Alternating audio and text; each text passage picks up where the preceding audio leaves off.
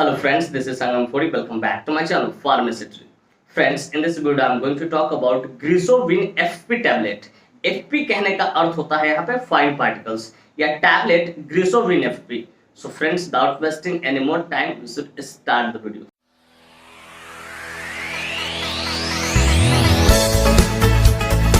Friends, यह video सिर्फ जानकारी के उद्देश्य से बनाई है। इस वीडियो को देखने के बाद कोई भी मेडिसिन आप खुद से इस्तेमाल ना करें, कतई सेल्फ मेडिकेशन ना करें। Friends, actually I don't support self medication at all. So before taking or using any medicine, you must consult your doctor. कोई भी दवा लेने से पहले या इस्तेमाल करने से पहले आप अपने डॉक्टर से एक बार जरूर कंसल्ट करें। तो फ्रेंड्स, चलिए वीडियो की शुरुआत करते हैं। फ्रेंड्स, आज का हमारा टॉपिक है Grisovin FP tablet. Friends, Grisovin FP tablet बहुत ही शानदार, बहुत ही प्रसिद्ध प्रेस्क्रिप्शन मेडिसिन है, जिसका इस्तेमाल खासकर स्किन इन्फेक्शन को ठीक करने के लिए किया जाता है। कि अगर किसी के बॉडी में स्किन इन्फेक्शन हो गया, चाहे मेल हो फीमेल हो, इट डजंट मैटर, अगर स्किन इन्फेक्शन हो गया तो उसे ठीक करने के लिए डॉक्टर इसका इस्तेमाल करते हैं। फ्रेंड्स, थोड़ा देर पहले मैंने अपने स्पीच में क्या बोला कि क्या प्रेस्क्रिप्शन मेडिसिन है। प्रेस्क्रिप्शन मेडिसिन कहने का अर्थ होता है कोई भी वैसा मेडिसिन जिसे परचेज करने के लिए, खरीदने के लिए कहने के डॉक्टर के प्रेस्क्रिप्शन की जरूरत हो, उसे हम लोग प्रेस्क्रिप्शन मेडिसिन बोलते हैं।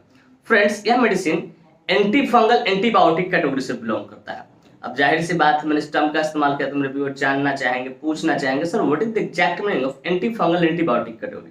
तो डियर व्यूअर्स, मैं कोशिश करूंगा कि सरल से सरल, सिंपल से सिंपल शब्दों में आपको समझाऊं, ताकि आप अच्छी नॉलेज गेन कर सको और उसका यूटिलाइज कर सको।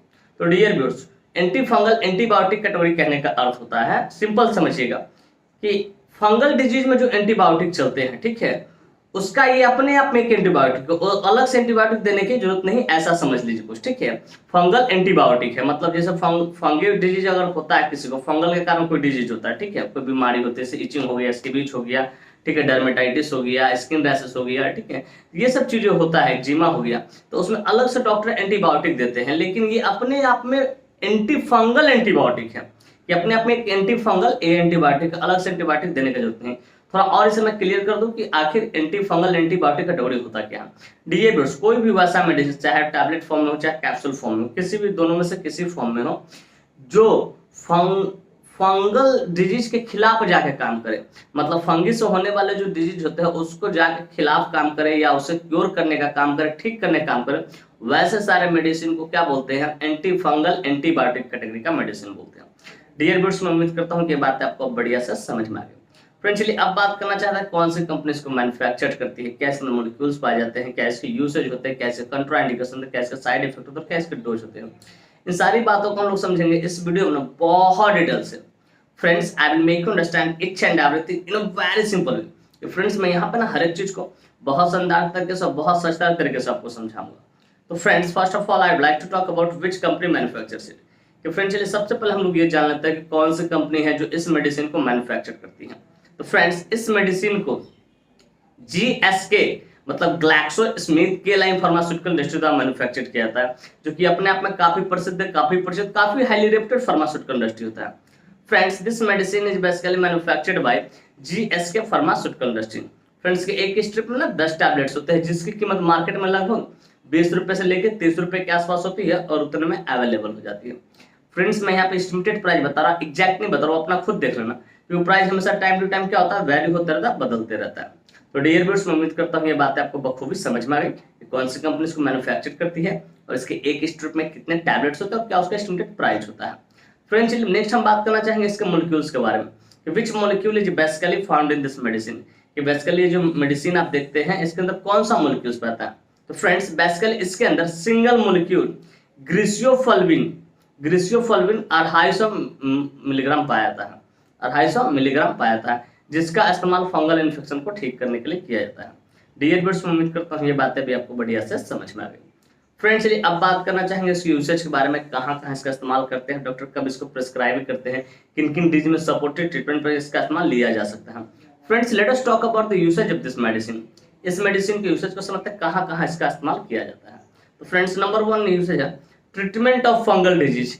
कि अगर किसी को लंबे समय से फंगल डिजीज है, मतलब फंगल मतलब जैसे स्किन रिलेटेड प्रॉब्लम है, ठीक है, अगर वो ठीक नहीं हो रहा तो उसको ठीक करने डॉक्टर इसका इस्तेमाल करते हैं।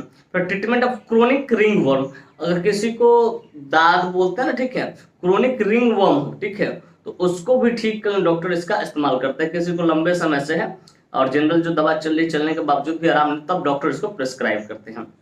फिर the treatment of nail infection, कि आपका जो नेल है नाखून हाथ पैर का, ठीक है, अगर उसमें किसी प्रकार का इन्फेक्शन हो जाता है, मतलब किसी प्रकार का क्या फंगल इन्फेक्शन हो जाता है, जैसा कि आपको पिक्चर में दिखाई दे रहा है, तो उसको भी ठीक करने डॉक्टर इसका इस्तेमाल करते हैं। फिर ट्रीटमेंट ऑफ स्किन इन्फेक्शन, और किसी को स्किन इन्फेक्शन हो जाए, स्किन इन्फेक्शन कहने का अर्थ होता है itching, dermatitis, atopic dermatitis, eczema, ये सब चीजें क्रोनिक हो जाए लंबे समय से और सब दवा चल रहा है फिर भी सुनवाई नहीं, तब इसको इस्तेमाल डॉक्टर करते हैं। पर ट्रीटमेंट ऑफ हेयर स्काल्प, जो हेयर है, ठीक है, उसको उसमें स्काल्प हो जाए तो उसको भी ठीक करने डॉक्टर इसका इस्तेमाल करते हैं। पर treatment of athlete foot, athlete foot को भी ठीक करने डॉक्टर इसका इस्तेमाल करते हैं।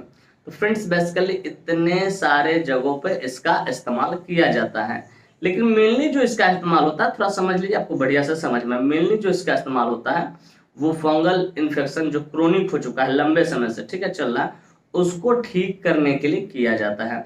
जैसे मान लिया कि आपने दवा क्या केटोकोनाजोल दे दिया, ठीक है, ट्रिकोनाजोल दे दिया, फुरकोनाजोल दे दिया, जनरली जो मेडिसिन चलता है कैलामाइन, लोशन, फूसन, मोन्टेरेसी, लेग्राइम, ये सब जो चलता है, ठीक है, वो सारी चीजें आपने चला दी है, फिर भी क्या हो, कंट्रोल नहीं हो रहा है, ठीक है, फंगल इन्फेक्शन, तो उस परिस्थिति में डॉक्टर इसको प्रिस्क्राइब करते हैं।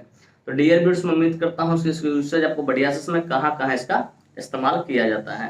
लेकिन कभी कभी इसका इस्तेमाल treatment of superficial infection, skin infection, कि आपका जो चेहरे है उस पर अगर गोल गोल रिंग रिंग दाग हो जाए, ठीक है, तो उसको भी ठीक करने डॉक्टर इसका इस्तेमाल करते हैं। तो फ्रेंड्स इतने सारे जगहों पर डॉक्टर इसका इस्तेमाल करते हैं। डियर व्यूअर्स, मैं उम्मीद करता हूँ इसकी यूसेज आपको बढ़िया से समझ में आएगा।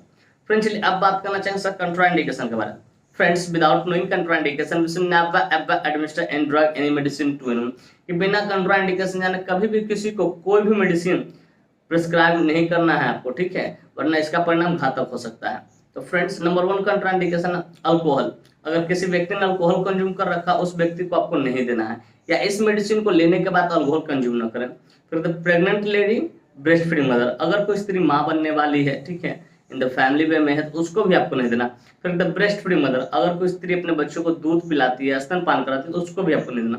फिर द लिवर डी और किडनी, और कोई व्यक्ति लिवर डी और किडनी से सफर कर रहा है तो उसको भी आपको नहीं देना है, इस बात का बखूबी ख्याल रखना है।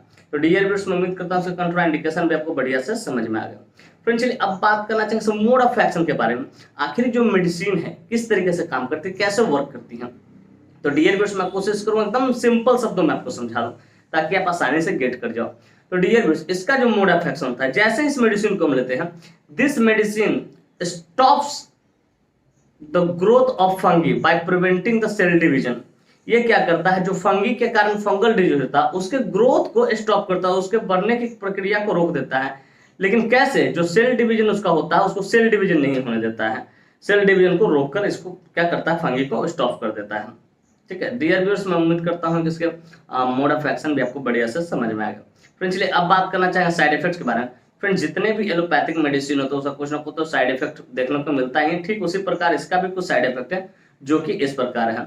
नंबर 1 है नोजिया, आपका जी मिचलाएगा। फिर कहते हैं हेडेक, थोड़ा बहुत सर आपका दर्द करेगा। फिर कहते हैं डायरिया, आपका जो स्टूल पानी की तरह पतला एकदम पंजेंट स्मेल देगा।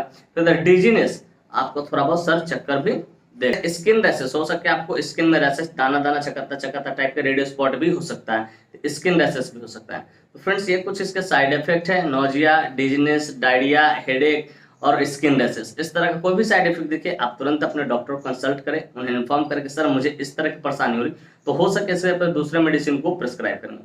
डियर व्यूअर्स, मैं उम्मीद करता हूँ इसके साइड इफेक्ट भी आपको बढ़िया से समझ में आ गए। फ्रेंड्स चलिए अब बात करना चाहें डोज के बारे में। फ्रेंड्स डोज हमेशा डिपेंड करता है एज पे, बॉडी वेट पे, सिविलिटी पे, जेंडर पे, इन सारी चीजों पर डोज डिपेंड करता है। लेकिन यहाँ जो डोज मैं बताने जा रहा हूँ एडल्ट के लिए बताने जा रहा हूँ, 1 × ओडी या बीडी पोस्ट सिवोस, एक गोली भी दे सकते हैं, सिविलिटी के ऊपर डिपेंड करता है, और 2 गोली सुबह शाम भी दे सकते हैं। ठीक है, 1 गोली सुबह 1 गोली शाम भी दे सकते हैं, लेकिन खाना खाने के बाद, ज्यादातर कोशिश खाना खाने के बाद इसको दिया जाता है। और 21 डेज तक डॉक्टर इसको इस्तेमाल करते हैं, या उससे ज्यादा भी कर सकते हैं, वो डॉक्टर के ऊपर डिपेंड करता है। तो डियर व्यूअर्स, मैं उम्मीद करता हूँ इसका डोज भी आपको बढ़िया से समझ में आ गया। फ्रेंड्स मैं उम्मीद करता हूँ ये बातें आपको स्पष्ट तरीके से समझ में आ गया कि ग्लिसरिन एफपी टैबलेट क्या होता है, कौन सी कंपनी इसको मैन्युफैक्चर करती है, क्या इसमें मॉलिक्यूल्स पाए जाते हैं, क्या इसके यूसेज होते हैं, क्या इसके कंट्राइंडिकेशन होता है, क्या इसका मोड ऑफ एक्शन होता है, क्या इसके साइड इफेक्ट होता है और क्या इसके डोज होते हैं। और साथ ही साथ मैं ये भी उम्मीद करता हूँ कि मेरी यह वीडियो काफी इन्फॉर्मेटिव, काफी इंटरेस्टिंग, काफी जबरदस्त लगी होगी आपको। और मेरे इस वीडियो से ना आप लोग बहुत कुछ सीखने को मिला हो। फ्रेंड्स बाकी मेरी वीडियो इन्फॉर्मेटिव इंटरेस्टिंग लगी हो, friends if you find this video informative interesting, hit the like button, subscribe my channel, and don't forget to share it with your medical friends and common friends. Thank you for watching this video. Bye bye, take care. फिर मिलते हैं next video में। तब तक स्वस्थ रहिए, मस्त रहिए, ख्याल रखिए अपना और अपने परिवार का। थैंक यू, धन्यवाद।